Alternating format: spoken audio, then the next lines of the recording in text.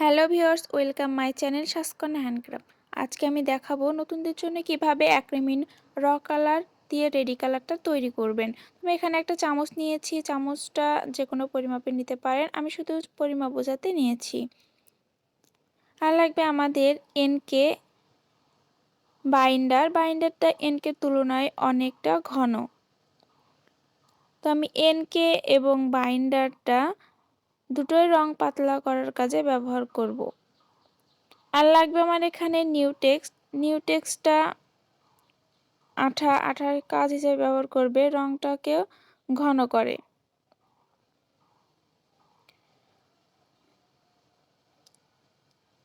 অ্যাপ্রিটনটা অনেক আঠালো, কাপড়ের রং ধরে রাখার জন্য সাহায্য করে। আর লাগবে এখানে হোয়াইট পেস্টটা ডার্ক কালার কাপড়ের জন্য ব্যবহার করব।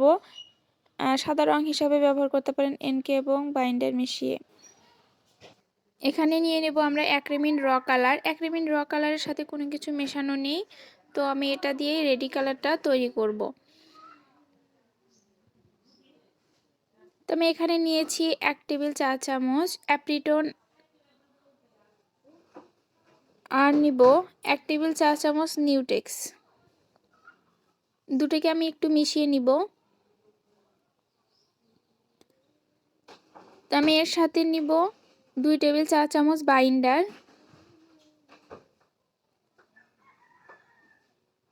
1.5 টেবিল চা চামচ এনকে।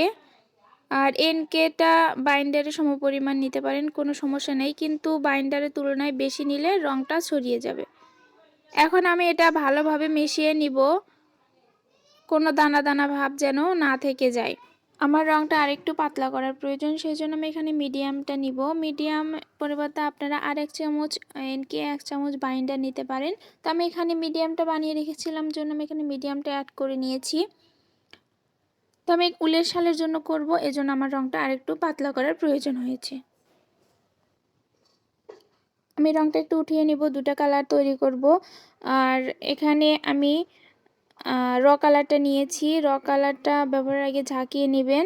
তো অল্প অল্প করে প্রথমে ব্যবহার করবেন, আর একবার বেশি দিতে যাবেন না। র কালারটা সামান্য পরিমাণের প্রয়োজন হয়।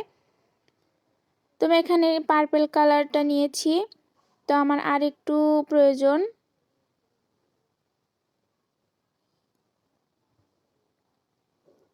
আমি এটা পার্পল কালার বানিয়ে নিয়েছি। এখন আমি এটা বেগুনি কালার বানাবো, এর জন্য সামান্য পরিমাণ রয়্যাল ব্লুটা নিয়েছি। রয়্যাল ব্লুটা মেশালে বেগুনি কালারটা তৈরি হয়ে যাবে। এভাবে একটার সাথে একটা কালার মিশিয়ে আপনারা অনেক কালার তৈরি করতে পারবেন।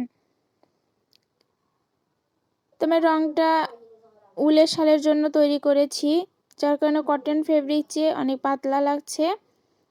আর আমি এটা উলের শালে করেছি। আর আপনারা চাইলে বেশি করে রং বানিয়ে রাখতে পারেন, সেক্ষেত্রে এয়ারটাইট বক্সে কিংবা কৌটোতে রাখতে পারেন।